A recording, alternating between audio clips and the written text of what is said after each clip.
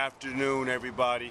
This is your boy, producer, Greg Pitts of Lamar Pitts TV. You better believe celebrating the historical moment. Behind me is Cinema Paradiso. If I didn't pronounce it right, I'm sorry about that. At Karma, the movie will screen here January 14th at 4 p.m.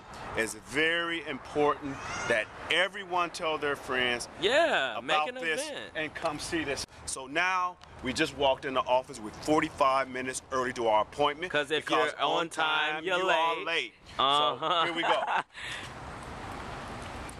Yeah. Did I fail to tell you I'm the main character in Karma the movie? And the beauty of it all, you see me on Lamar Pitts TV, you say, this guy never shuts up. I know. Well, if you want to see a moment where I'm not saying anything at all, look at our come watch silent Karma film. the movie. My God, look at this. Look at this tent. Wow.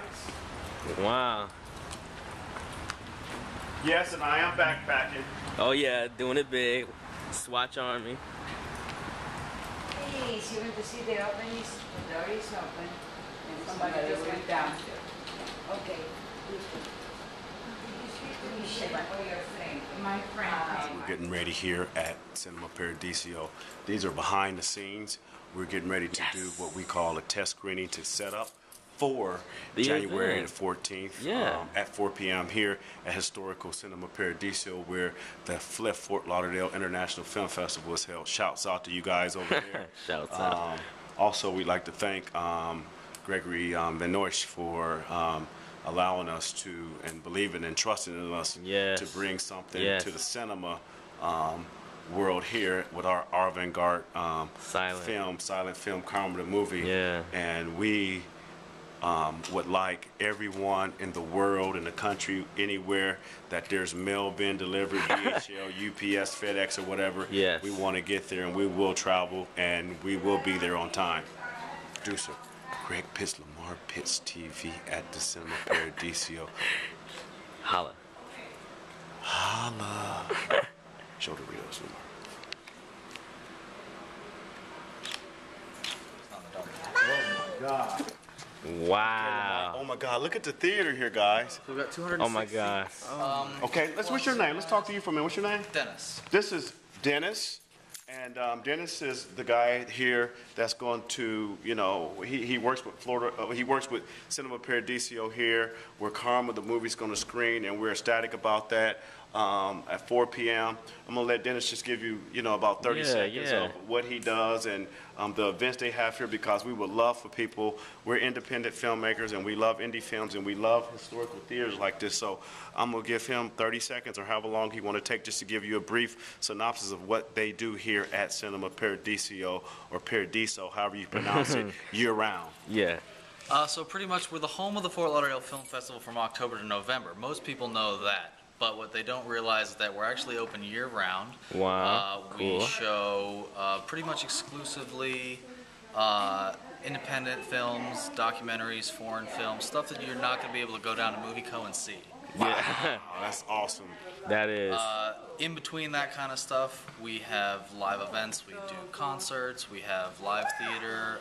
Anyone who wants to come in and rent the space and do their own show, whatever it might be, is welcome to come. Wow. Okay, that's good. That's Dennis. And if you have any additional information, what we'll do, we'll put the link up and we'll put his contact information. Very nice guy, and I'm pretty sure he'll take care of any event that you do have. But I'll say this, you might want to call in advance because this is a beautiful place. With that being said, we're gone.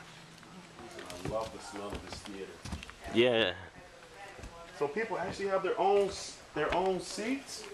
The names you see embroidered on the seats were premier sponsors at the time we did our renovation in about 2003. Oh, wow. And that is so neat. You got the DVD, Lamar? Yes. Give him the DVD. Okay. Alright. Folks, this is a historical moment. Please come out and see us on January the 14th at 4 p.m., but I would be here at 3 p.m. Yes. 3 p.m. is when you should show up. 200 seats. So 206. 206. After that, It's a nothing we done can do deal. for It's you. a done. Yeah, like, Give or take. He said give or take. Give or take. 6 in blue. We can squeeze another like 15 or 30 if we can. Another 15 or 30. So get here. But it won't be comfortable. And it won't be comfortable. Oh my God! Look at the big screen. Oh my, look. He's 15. He has 10 years experience. He's been working in film ever since he was able to talk. And I wrote it. And so he did his executive produce. He did everything. All I had to do was show up. And he did everything. Perform in here also? Yeah, I'm the main character, and there's something that I wrote. We wanted someone else to do it, but after auditioning like 5 or 6 people, he couldn't find anybody Yeah. to do it the way he wanted to do it. So he went ahead and said, well, Dad, we're a team, and so let's go ahead and, let's go ahead and make it happen. So we're just, cinemas like this is just, we premiered it in Coconut Grove to a good crowd of people. And everybody's been really, really, really cool to us with this product.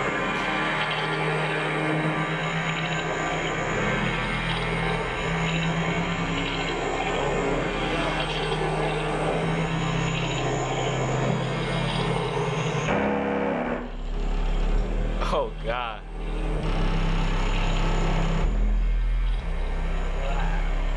That is awesome.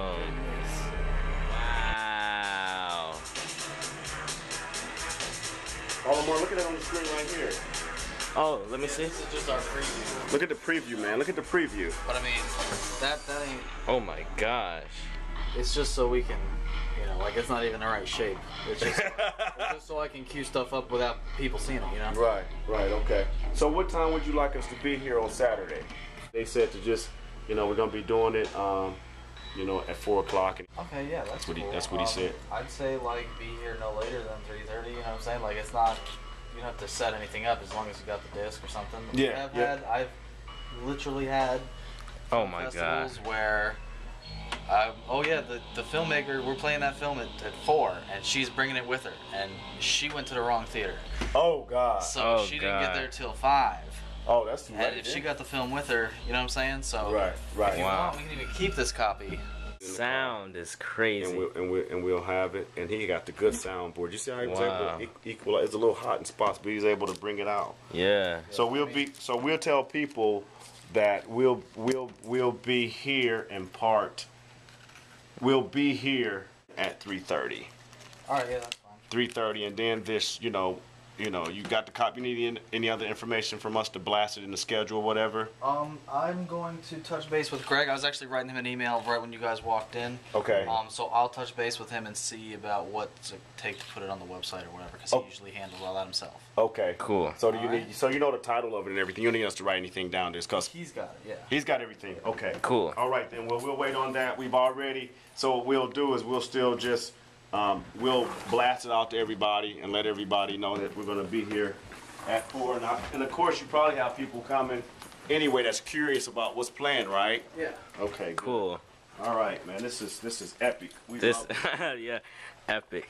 All right. Okay.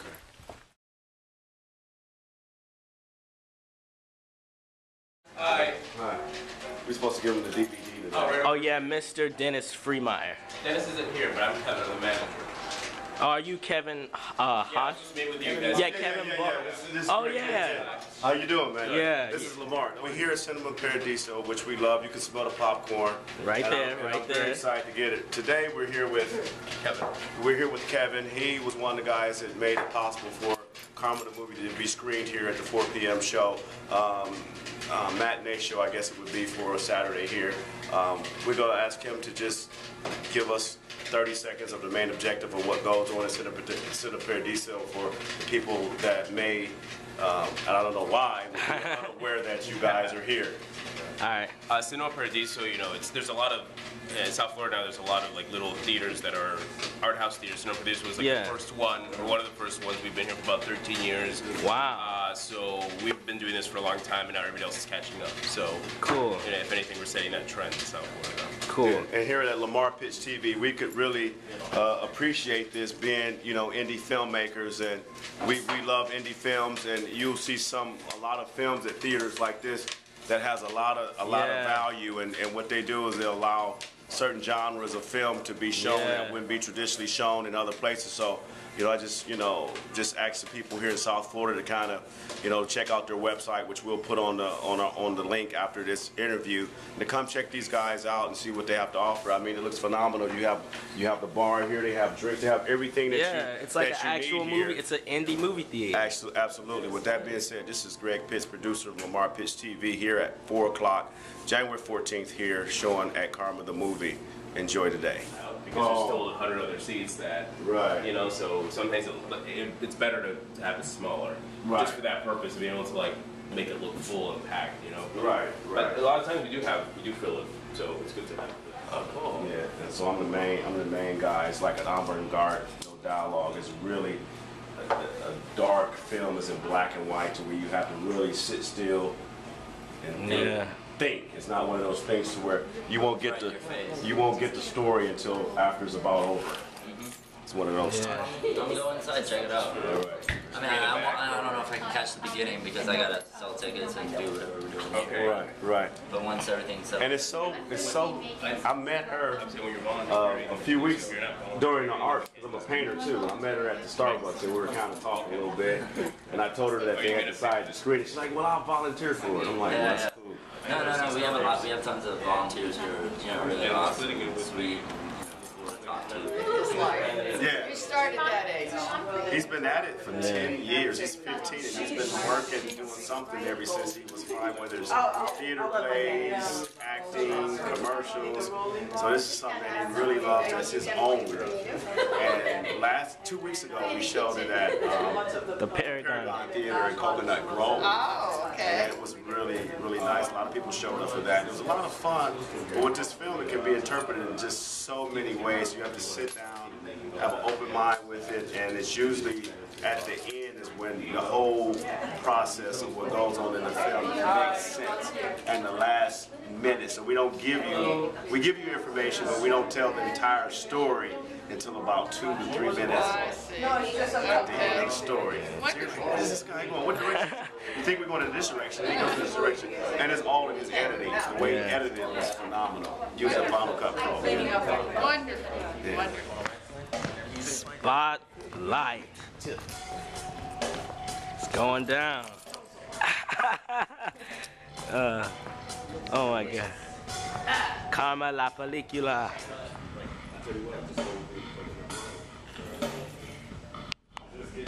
Not only as an artist, but a career-oriented guy trying to find my niche in the art world across the board, if you will.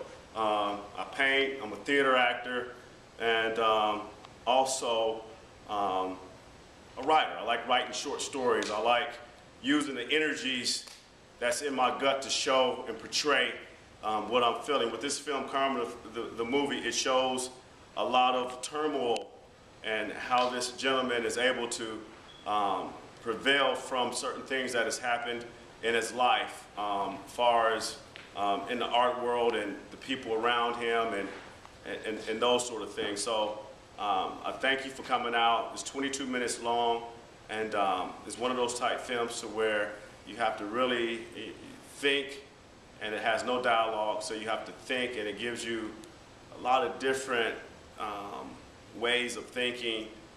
It evokes certain emotions, and hopefully you'll enjoy it. And that being said, thanks for coming out. I don't want to say a whole lot because I want you to be able to interpret it for yourself, but it's kind of based, I can say based on bits and pieces of things that has happened to me in my 40 plus years of living here on Earth. Thank you.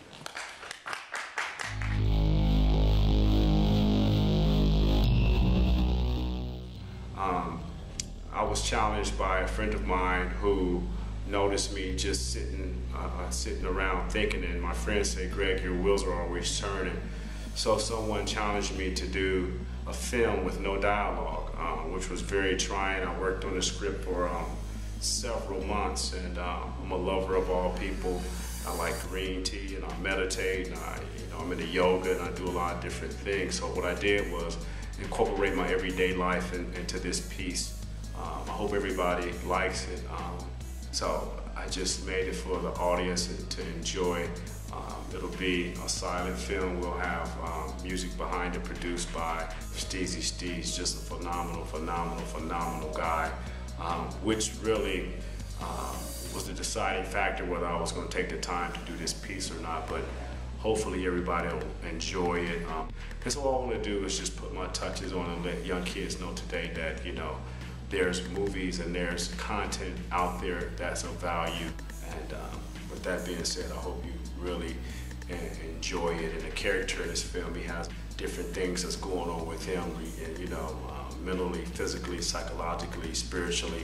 So I tried to just show not too much, not to just, you know, just not to hammer you with a lot of information, but to just give you enough information to realize that with any thoughts or any experiences in your life, especially bad experiences, if you stay resilient, you know, hopefully that will open people's eyes and let them know that there's hope at the end of the day. And I won't say very much more about that because I want my audience who happens to see this to come to their own conclusions and just basically enjoy the piece.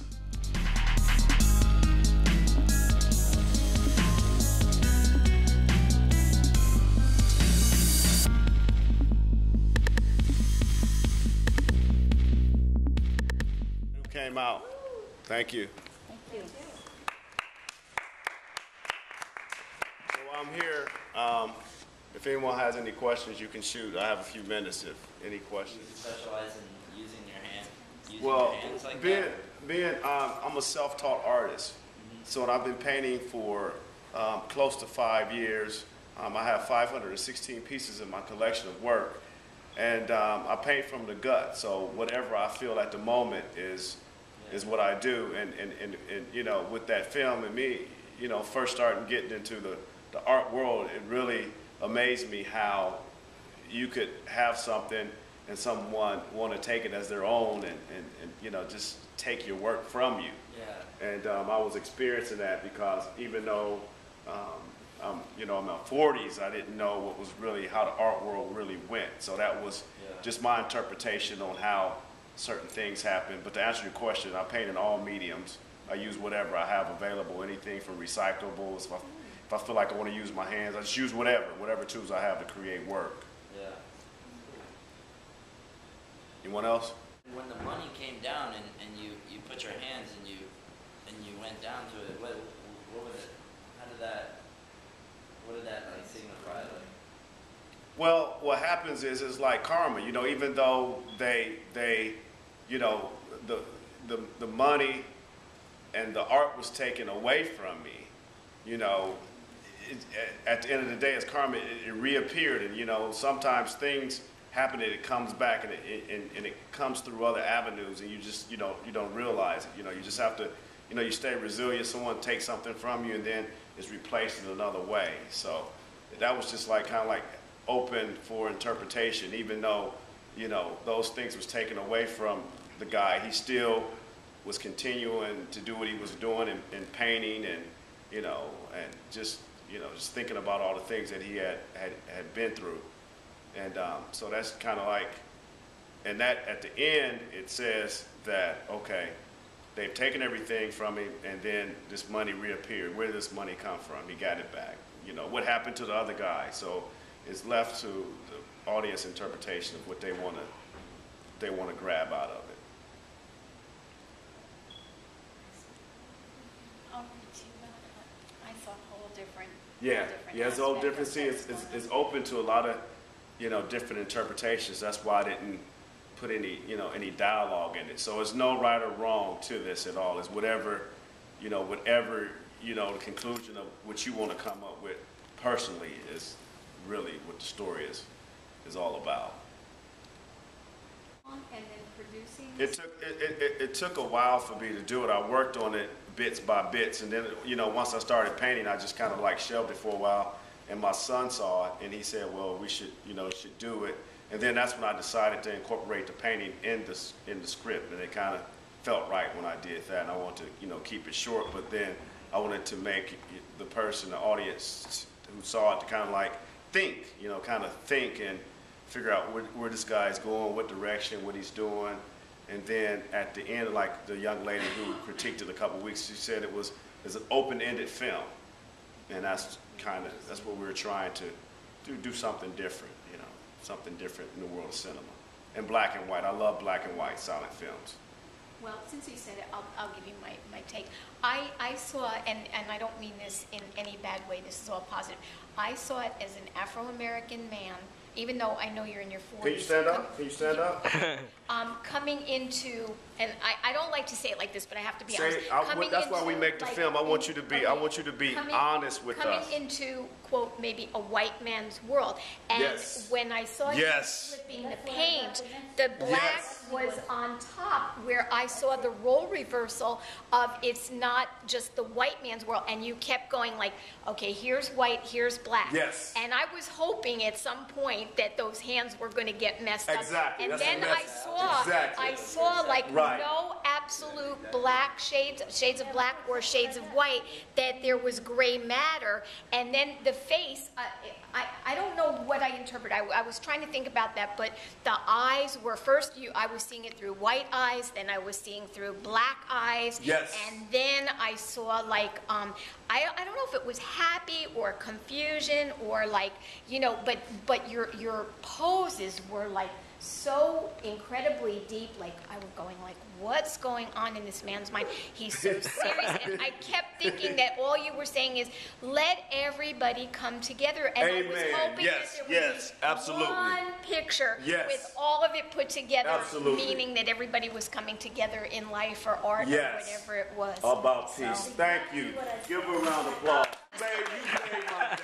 Thank you. That's exactly one of the scenarios that I was trying to put out there, because I'm a lover of people and I want peace and harmony with everybody in the world. But I noticed when you put the paint away, the black went on top, and the white went back to its own, and the black, it's almost like everybody was feeling their own oats, like, you know, do we want to do what our parents, what we were in the 50s even, of trying to come together, and that's what we were doing, and then our parents had a different, they would be pro it, but then when it would happen, it's like, oh my God, what's happening, this and that and the other thing, and people are finding themselves, but I never once saw you put the white back on top of the black. The white stayed by itself, the black went back on top of the white, but yet the picture came together. Right. So it didn't matter which way it went. It's not all about painting. No. It's not all, it's by you. You have not. Oh, you I must thought have it been was suffering great. somehow. Thank you. You must have been suffering somehow. What'd she say? You must have been suffering somehow, because it's not just paint. Yeah. I put everything. That's why one of the reasons, you know, and I don't like to use this card of, you know, woe is me and all these things. And so what I do is I try to use it in telling stories with the way I paint, and that's why I didn't say a word. I just wanted to just. But the thing was, you know, like, seriously, the paints, even though black and white aren't really officially considered colors, they're neutral, which really expressed it when it all came. It's like I didn't look at you as a black or Afro-American person. That's what I was good. Wow. Somebody with such depth and like what's going through my mind and what's going on with the world. Right. And art and music and all that usually do bring people together. Right. It comes together and it still goes its way and it comes together and it just flows that way. Right. It's life. I'm very glad you interpret the story that way, because that was one of the things, you know, truly. I saw it exactly the way she felt, but I was not going to bring it up. I said, That's what we're here for. That's why I said it's just one of those things that, you know, to open the dialogue. And that's what it's all about, open the dialogue, bring people together. And that was, you know, my main objective, because, as I said before, I have a lot of emotions, I have things, and I just use my art to express it in that way. But it was all great. The music was just so, I could see that in the club, so avant-garde. Good. And, you know, it was a lot we put into the project, and it really. Your emotions with his music. Right. That's how it had to be. It was a group effort, because after I heard the track a few times, and I had to really just kind of like dig deep into find that character to where it complement the story that I wanted the audience to gather from it and just try to touch a little bit of everything, as she mentioned before, and she had the perfect synopsis of what the film was all about. And you know, From another the beginning, you could tell. Yeah, and another thing, his I noticed like everything, the W, you know, it was white and black. The shirt was, I don't know if there was any symbolism with the horizontal stripes going, but the thinking was, you know, there's vertical thinking and there's horizontal thinking, but everything was black and white. I mean, you could see, you know, opposites attract and all that. Plus, in fact, I just wanted to say, you know, I can appreciate writing because I have no paintings in my apartment, and people have made comments about, you know, why do you have bare walls? And I said, because my walls are my canvas when I write. I don't want to be distracted. And I was just saying to your son how I find sometimes with music, as much as I love lyrics and poetry, that I find that classical is the best because my imagination is soaring. I don't want anything to get in the way. Right. So Right. I thought it was great. Right. And we, you know. I didn't see. I mean, I saw like kind of a, you know, the white black racial kind of thing. Right. But also, I kind of interpret that to be kind of like, I mean, if it's about karma, you know, it's like yin and yang, do good, and then, you know, and if bad happens, then good will come, and, you know, like, and what you did on one, you put to the other, and this and that, and it was like, you were equally putting that on that, and this on that, and it was, to me, like, it wasn't, I did see that, but I also kind of interpret it to almost like kind of a yin and a yang kind of thing, a good and a that, you know, the little, this goes there and that, and everything's equal, and every, you know, I kind of gotten that thing, you know, and like through your movements you were doing like, kind of like, you know, this to one side, that to one side, this in the middle, you know, and then you do this, that, you know, so it was, everything was like kind of equal. Right. You know? Right. And I kind of got that too out of it. That's awesome. That's what the story is about. As I said before, I want to be open to many interpretations and dialogue, and that's what my main objective in this piece was. And I greatly appreciate the fact that you've given me some great feedback on it. I like it. I have to go. Thank you. I hope they show this again. I really do. I have one more question. Yes, ma'am? I said thank you for bringing your film here. That's no problem. Now, and it's going to stay here. So if anyone wants to rescreen it or anybody want to see it, then just let us know and we'll come back. But we're going to leave it here. Okay, great. All right? You're welcome. That's Thank you. That was great. Thank you. Loved it. We really appreciate the community really being, you know, spending their time and opening their doors for us. I mean, we really, really, really appreciate it. And we want you guys to know that. And we're supporters of the theater, and we'll definitely be coming back. Yeah.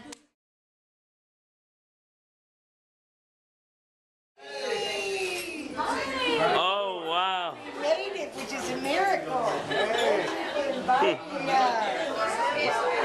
Wow, you guys look so different than your uniform. Wow. That's Wow. the real thing. You got the real thing. Good evening, everybody. This is your boy, producer Greg Pitts of Lamar Pitts Yes. TV Yes. Cinema Paradiso. Yes. Now, we're here for our second screening of Karma, the movie, on this film night. Yes. What's going on here is they're allowing local filmmakers to come in and bring films Yes. and just show them as an Yes. open film night. It's red carpet. They invited us. We're invited to come back a second screening for Karma the movie. We're enjoying it. We're having a good time. We're On doing this it big. Thursday night. Yeah. Greg Pitts, Yeah. producer. Lamar Pitts TV, Karma the movie, screens the second Yes, time here. second time. Okay, folks, tonight we're here with Lamar Pitts of Lamar Pitts TV. He's an avant-garde. Well, his film, Karma the it's a movie, is silent. playing tonight. Now, Lamar, tell us a little bit about Karma the movie and how it came to fruition and what enabled you to come up and make such a great 22 black and white film. Well, Karma the movie is written by my father, the person asking me the question right now. He's the main character because we had a long audition process and nobody was able to fit the character. Unlike the writer, we auditioned millions of people. Well, not millions, but 10 people. 10 people, a lot of people when an audition process is going on. And I had a vision vision to bring his script to life. And when you're using somebody's script, it's very important that what they write is what is seen on the screen. So I wanted to make sure that that was what was held in the highest regard. So after we auditioned a few people and nobody fit the part, I asked Greg Pitts if he would like to be in the movie. He made the cut. He's the writer, the producer, and the main character. I'm the director of photography, the actual director, and I also edited it, and I didn't do the music, but everything else I did, and I was just very stickler on making sure this project was brought to life the way that Greg Pitts intended for it to be. So it's 21 minutes, it's a short black and white avant-garde silent film, and it basically shows the trials and tribulations of life and how if you never give up on your goals and you never just stop and give up on life, then no matter all the obstacles you go through, then you'll have hope at the end of the day. So. Good stuff. Lamar Pitts, executive producer, editor of At Karma the Movie. See you later. Bye. A